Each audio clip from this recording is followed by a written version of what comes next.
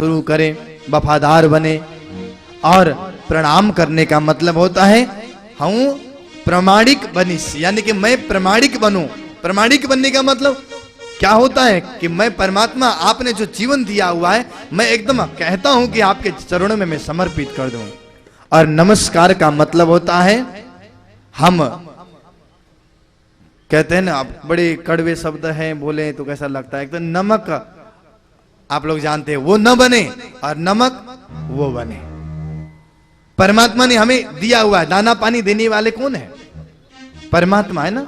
दाना पानी देने वाले एक हमारे दाता, तुझ में श्याम मुझ में श्याम सब में श्याम समाया, है ना। आएगा प्रसंग तो खूब गाएंगे। तो आज तो प्रथम दिवस समय भी काफी हो चुका था, इसीलिए मैं फटाफट दौड़ा रहा हूं। इसीलिए यहां पर बड़े भाग मनुष्य तन पावा, सुर दुर्लभ सद ग्रंथ न गावा। बड़े भाग्य से हम लोगों को मनुष्य तन मिला हुआ है, क्योंकि मनुष्य तन में ही हम भागवत कथा, परमात्मा के गुणानुवाद गा सकते हैं। कभी आप लोगों ने देखा है, कभी ये सड़क में देखिए, पशु पक्षी को देखिए, गाय को देखिए, बैल को देखिए, कभी बैठ करके कथा कर रहे हो, ऐसा सुना है, देखा आपने कभी? पूरी गाय इकट्ठे होकर के श्रीमद् भागवत कथा कर रहे हो, ऐसा सुना है कभी? जानवरों को देखा है आपने, पशु पक्षी को देखा है? क्यों नहीं करते हैं? क्योंकि उनके अंदर में बुद्धि है लेकिन विवेक नहीं है।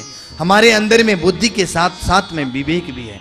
इसलिए परमात्मा ने विवेक हमें इसीलिए दिया कि भजन करो, भजन बिना सब नरक है, पच पच मरी माए। भजन बिना सर्व नरक है, पच पच मरिए माहे। इसीलिए कहते हैं सबसे पहले श्लोक में परिचय देते हुए उन्होंने कहा, क्योंकि जब तक परिचय नहीं होता तब तक प्यार भी नहीं होता। जैसे उदाहरण के लिए हम लोग यहां पर आए, अब मैं यहां कथा करने के लिए पहली बार मैं यहां पर कथा कर रहा हूं, शायद मुंबई में मेरे पहली बार है। बाकी कथा करने के लिए परमात्मा की कृपा है, अपने मुख से नहीं कहना चाहिए। कथा करने के लिए अनेक जगह में कथा करने के लिए जाते हैं, बाहर भी जाते हैं, विदेश में भी जाकर के कथा करी है, जैसे भी प्रभु की मर्जी। लेकिन यहां पहली बार मैंने करी कल्याण में। तो और लेकिन आप लोगों के साथ में पहली बार, अगर पिछली बार अगर मुलाकात नहीं होती, दो चार भजन कीर्तन नहीं गाते, तो आप लोगों के दिल में मेरे लिए प्यार आता या नहीं आता? परिचय नहीं होता तो प्यार नहीं आता है, बिल्कुल स्पष्ट बात है। जब परिचय हुआ, आप लोगों का मिलना जुलना हुआ, बातचीत हुई, भजन कीर्तन हुआ, तो आप लोगों के दिल में भी प्यार आया। यानी कि परिचय होने के बाद में ही प्रेम उत्पन्न होता है। इसी प्रकार से जब तक भागवत ग्रंथ का परिचय नहीं होगा तब तक भागवत ग्रंथ के प्रति हमें भी प्रेम अंदर से उत्पन्न नहीं होता। बोलो श्री कृष्ण कन्हैया लाल की। इसीलिए भागवत के ग्रंथ का परिचय देते हुए स्वयं भगवान क्या कहते हैं, और परिचय देते हुए सबसे पहला श्लोक आता है यहां पर, सच्चिदानंद रूपाय विश्वोत्पत्त्यादि हेतवे तापत्रय विनाशाय श्री कृष्णाय वयं नुमः। सच्चिदानंद रूपाय, सच्चिदानंद यानी कि परमात्मा कैसे हैं? सत हैं, चित हैं और आनंद स्वरूप है। सत्य स्वरूप परमात्मा है, जिसमें पूर्ण ही पूर्ण है, जिसमें किसी चीज के अभाव नहीं है। सागर में जाकर के आप अगर सैकड़ों बाल्टी यानी कि सैकड़ों डोल पानी लेने तमें समंदर में पानी राखो, यानी कि हजारों करोड़ों लीटर अगर उसके अंदर में पानी डालें तो भी समंदर में कोई बाढ़ नहीं आती। और समंदर में से हजारों लीटर अगर पानी भी निकाल लेंगे तो भी उसमें से पानी की कमी नहीं होती, वो सागर है। इसी प्रकार से परमात्मा पूर्णमदः पूर्णमिदं पूर्णात् पूर्णमुदच्यते पूर्णस्य पूर्णमादाय पूर्णमेवावशिष्यते। पूर्ण स्वरूप है परमात्मा। परमात्मा में किसी चीज की कमी नहीं। हाँ, एक चीज की कमी है परमात्मा में, एक चीज की कमी है। वो कमी है कि कमी की कमी है और बाकी किसी चीज की कमी नहीं है। बोलो श्री कृष्ण कन्हैया लाल की। ऐसे पूर्णमदः पूर्णमिदं, परमात्मा सागर है, वो सत्य का स्वरूप है, वो आनंद का स्वरूप है, सच्चिदानंद। वो त्रिकालवादी सत्य है, आदि मध्यांत सत्य है, जो अपरिवर्तन सत्य है, कभी परिवर्तन नहीं होते। हमारे जीवन में परिवर्तन ही परिवर्तन होता रहा है और होता रहा, हो रहा है और होगा। और हमेशा होता ही रहेगा। हम पहले मां के गर्भ में थे, संसार में आए, हम बालक थे, हम युवा हो गए, वृद्ध हो जाएंगे, बूढ़े हो जाएंगे और हमारा शरीर भी पूरा हो जाएगा। शरीर का भी परिवर्तन है, प्रकृति का भी परिवर्तन है, समय का भी, सब चीज में परिवर्तन है, लेकिन परमात्मा में कोई परिवर्तन नहीं है। आत्मा और परमात्मा में कोई परिवर्तन नहीं है। इसीलिए परमात्मा को कहा सत्यव्रतम सत्यपरम त्रिसत्यम सत्यस्य योनिम। सत्य हर एक प्रकार से सत्य है। परमात्मा मूल मध्य और अंत में सत्य ही सत्य है। इसीलिए परमात्मा सत्य स्वरूप है। सत्य चित्त और आनंद आया ना। और दूसरा कहा सच्चिदानंद रूपाय, चिद शब्द आया। चिद का मतलब होता है चैतन्य, चैतन्य का मतलब होता है चेतन। एक होता है अनात्मा, अनात्मा का मतलब होता है जिसके अंदर में कोई आत्मा नहीं है। देखिए इस माइक के अंदर, ये माइक दिखाई दे रहा है, इसके अंदर में आत्मा है? नहीं है। ये दुनिया में जितने भी दिखाई दे रहे हैं, थंब, पंख, पंखा वगैरह, ये टेंट वगैरह जितने भी दिखाई दे रहा है, ये इसके अंदर में आत्मा नहीं है, जिसको अनात्मा कहते हैं। लेकिन संतों की भावना तो देखिए, आत्मा ना होती हुई भी उसको आत्मा कहते हैं, अनात्मा। और दूसरा होता है जड़ात्मा। जड़ात्मा का मतलब होता है जड़ आत्मा। जड़ है, उसके अंदर में आत्मा है। जैसे वृक्ष, पेड़, पौधे जितने भी होते हैं, ये जड़ात्मा है। और अनात्मा, जड़ात्मा, और उसके बाद में जीवात्मा। जीवात्मा ये पशु पक्षी जानवर जितने भी होते हैं, इसके अंदर में आत्मा तो होती है, लेकिन आत्मा का ज्ञान न होने के कारण उसको जीवात्मा कहा गया। और जीवात्मा के बाद में, फिर उसके बाद में आत्मा। आत्मा किस में है? मनुष्य के अंदर में आत्मा है। क्यों आत्मा कहा गया? इसलिए कि मनुष्य के अंदर में विवेक होने के कारण, आत्मा और परमात्मा को जानने के कारण, इसलिए आत्मा। और आत्मा से ऊपर उठने वाले जो होते हैं उसको महात्मा बोलते हैं। आत्मा से जो ऊपर उठने वाले होते हैं वो महात्मा होते हैं। और वो महात्मा ही परमात्मा को जानते हैं, और परमात्मा से परे पर आत्मा। इसका मतलब यही है, चैतन्य स्वरूप परमात्मा। परमात्मा चेतन स्वरूप है, जहां कोई अंधकार नहीं है। यद गत्वा न निवर्तन्ते तद्धामम परमम मम।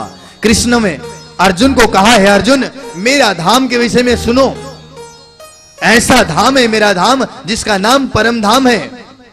न शशांको न पावकः, यानी कि वहां न चंद्र का, न सूर्य का, न किसी चीज के, वहां स्वतः प्रकाश ही प्रकाश है। जहां जाने के बाद में जन्म मरण के चक्कर में कभी आना नहीं पड़ेगा, वही मेरा धाम है। इसीलिए कहते हैं वो धाम कैसा है? प्रकाश ही प्रकाश है। यहां पर तो अंधेरा हो जाता है, यहां सूर्य का प्रकाश है, लेकिन परमात्मा के धाम में सूर्य नहीं, वह परमात्मा से ही सब प्रकाशमान हो रहे हैं। जो प्रकाश उधार मान ले वो पड़तो नहीं, यानी कि जो प्रकाश, हम लोग तो ये बिजली बत्ती जलाते हैं ना, तो इन्हें बिजली ने पैसा पण भरवा माटे जाओ पड़े, 5,000, 10,000, 15,000 है ना। पर वहां बिजली बत्ती के पैसे भरने की जरूरत नहीं परमात्मा के धाम में। इसलिए कहते हैं जो स्वयं प्रकाशमान है, जिसके प्रकाश से चांद और सूरज के अंदर में भी प्रकाश आ रहा है, ऐसे प्रकाश स्वरूप चिद स्वरूप परमात्मा है। और परमात्मा कैसे हैं? आनंद स्वरूप है, सत्य चिद और आनंद स्वरूप है। परमात्मा कैसे आनंद है? वो आनंद के सागर हैं। सांसारिक वैभव और सुख सुविधा से सुख मिल सकता है। ध्यानથી સાંભળજો, નકર ગાડી છૂટી જશે। નકર સ્ટેશનમાં બેસીને ટિકટ લઈને બેઠા રહેશો, પછી ગાડી નીકળી જશે। એટલે બેસવું है तो બેસી જાઓ, ગાડી ઉપડી જાય છે। ये आनंद स्वरूप है परमात्मा। कैसे आनंद के स्वरूप है? कि कहते हैं परमात्मा आनंद के सागर हैं। संसार के सुख और सुविधा से और साधन से आपको संसार का सुख मिल सकता है, लेकिन आनंद नहीं मिल सकता। साधन से सुख मिलता है तो साधना से आनंद मिलता है। जैसे साधन लेकर के हम गाड़ी, ये गाड़ी जितने भी ये पंखे हैं, अब पंखे की आदत लग गई है, एसी की आदत है, लेकिन एसी बंद हो जाए तो कई बार कई ऐसे सेठ लोग हमारे पास में भी आते हैं कि मुंह इतना सूजा हुआ है, हाथ जोड़ करके कहते कि मैंने देखा तो, अरे कल तक तो ठीक थी सेठ जी, आपको क्या हो गया? चेहरा इतना फूला हुआ, एक ही दिन में इतनी मोटी कैसे हो गई? क्या खाया पिया आपने? कहते महाराज क्या बताऊं, रात भर परेशान हो गए। सू थई गयो तमने कि रात भर एसी वगड़ी गयो, लाइट गई तो मुंह सूज करके इतना बड़ा हो गया। वो एसी की आदत है ना। वो साधन जब तक था तब तक वो सुख मिल रहा था, साधन चला गया तो साधन के साथ साथ में वो सुख भी चला गया। और कई बार ऐसे होते कि महाराज बड़े दुखी है, तकलीफ है, क्या करें, कितने गाड़ी लेकर के आए थे, गाड़ी नई नई थी, पता नहीं कि जैसे टायर पंचर हो गया, कोई इंजन फेल हो गया, पता नहीं क्या हो गया, क्या गड़बड़ हो गया। अब तो गाड़ी नहीं है तो गाड़ी के बगैर कहीं जाने की इच्छा ही नहीं होती। पहले तो बसों में चलने की आदत थी, ट्रेनों में चलने की आदत थी, टैक्सी और रिक्शा में भी चलते थे, लेकिन अब तो गाड़ी नहीं है, एसी के बगैर चला नहीं जाता, बड़े परेशान हो रहे, हम तो कथा में भी नहीं आ पाएंगे। साधन के साथ साथ में वो सुख भी चला गया। इसीलिए संतों ने कहा साधन थी तमने सुख मळे तो साधना थी तमने आनंद मळे छे। એટલે તમે साधना करो। परमात्मा कैसे, वो आनंद का स्वरूप है। वो कैसे आनंद का स्वरूप है कि कहते हैं हम लोग जब कृष्ण जन्म करते हैं, हम झांकियों के सहित कल से परसों से ही हम लोग शुरू करेंगे, झांकी भी दिखाएंगे, खूब रौनक लगेगी, भजन कीर्तन भी कुछ ज्यादा करेंगे। आज पहला दिन है, समय कम है, इसलिए मैं गाड़ी को थोड़ा सा दौड़ा रहा हूं। हम लोग कृष्ण जन्म होता है तो हम लोग क्या बोलते हैं, ए नंद घरा आनंद भयो जय कन्हैया लाल की, है ना, जय कन्हैया लाल की, जय यशोदा लाल की। नंद घेरे, नंद घेर क्या हुआ, हाँ, नंद के घेर आनंद हुआ। नंद के घेर सुख हुआ नहीं बोलते हैं, नंद के घेर साधन हुआ नहीं बोलते हैं। नंद के घर में स्वयं आनंद कंद प्रभु परब्रह्म परमात्मा स्वयं श्री कृष्ण का प्राकट हुआ, इसलिए नंद घेर आनंद हुआ। और वो आनंद स्वरूप परमात्मा कन्हैया कैसे है, वो आनंद का स्वरूप है। स्वयं आनंद लेते हैं, दूसरों को आनंद देते हैं। और इसीलिए कहते हैं ये ऐसे आनंद स्वरूप गोविंद श्याम सुंदर मोहन और मोर मुकुट बंसी वाले, ये स्वयं आनंद स्वरूप है। दुनिया में जितने भी शब्द हैं सबके विपरीत हैं, लेकिन आनंद के विपरीत नहीं है। सुख का विपरीत क्या होता है, दुख, है ना। सुख का विपरीत दुख होता है, दुख का विपरीत सुख हो सकता है। और ऐसे ही देखा जाए, भूख का भी होता है, सुख का भी होता है, प्यास का भी होता है, दौड़ना का भी होता है, चलना का, हर एक प्रकार के विपरीत होता है। लेकिन आनंद का विपरीत क्या होता है, बोले श्री कृष्ण कन्हैया लाल की। आनंद का विपरीत क्या होता है, कुछ भी नहीं होता है। इसीलिए ये परमात्मा आनंद स्वरूप है, परमानंद स्वरूप है, ब्रह्म स्वरूप है। रात का दिन होता है, सुख का दुख होता है, प्रकाश का अंधकार होता है, अज्ञानी का ज्ञानी होता है, ज्ञानी का अज्ञानी होता है ना। ज्ञानी का मूर्ख भी हो सकता है, ज्ञानी है तो मूर्ख है, मूर्ख का ज्ञान, सब उल्टा होता है। लेकिन आनंद का कभी उल्टा नहीं होता है। इसलिए ऐसे आनंद स्वरूप परमात्मा को याद करते हुए जब मैं पंजाब की तरफ कथा करता हूं तो पंजाबी में एक भजन गाया करता हूं। तमने छे ने अहींया हूँ गुजराती भजन पण संभळावीश, पंजाबी पण, हिंदी पण, बंगाली पण, तमे कहो तो नेपाली पण, भोजपुरी पण, बधी भजन सुनावीश। भोजपुरी पण यानी कि पंजाबी भजन भी सुनाएंगे। एक पंजाबी भजन मुझे याद आ गई, बिना ढोलक के ही वैसे गाएंगे कि हम लोग थोड़ा एक कड़ी ही गाते हैं कि जीवन दा मैनू, बधाने समझ में आवशे, हाँ, पण बहुत सरस छे। आनंद आ गया है, आवे छे ने समझ में, जीवन में मैनू आनंद आ गया, जीवन में मने आनंद था। गुजराती में कहवाय छे ने, आनंद आनंद थाय हमारे घरे आनंद थाय। उसी को पंजाबी में बोलते हैं कि जीवन दा मैनू आनंद आ गया है, मेरे घर में साहों का सा गया है। शहंशाह आ गया, बादशाह आ गया। कौन है ये संसार के शहंशाह? बादशाह तो सब साथ छोड़ने वाले हैं, लेकिन श्याम सुंदर एक ऐसे शहंशाह जो हमारे इस घर में आ जाते हैं। दुनिया की घर की बात नहीं कर रहे हैं हम, हृदय रूपी घर की बात कर रहे हैं। ये शहंशाह, ये बादशाह आता है तो न किसी को नाराज करता है, सबके जीवन में खुशियां ही खुशियां भर के चला जाता है। मेरे घर में साहों का सा गया है कि जीवन दा मैनू आनंद आ गया है।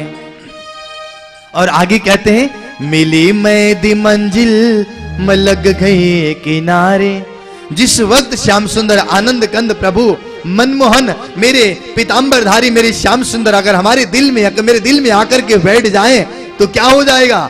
मिली मैं दी लग गई किनारे, मंजिल मिल जाती है, किनारे लग जाते हैं, डूबना नहीं पड़ता इस संसार के सागर में।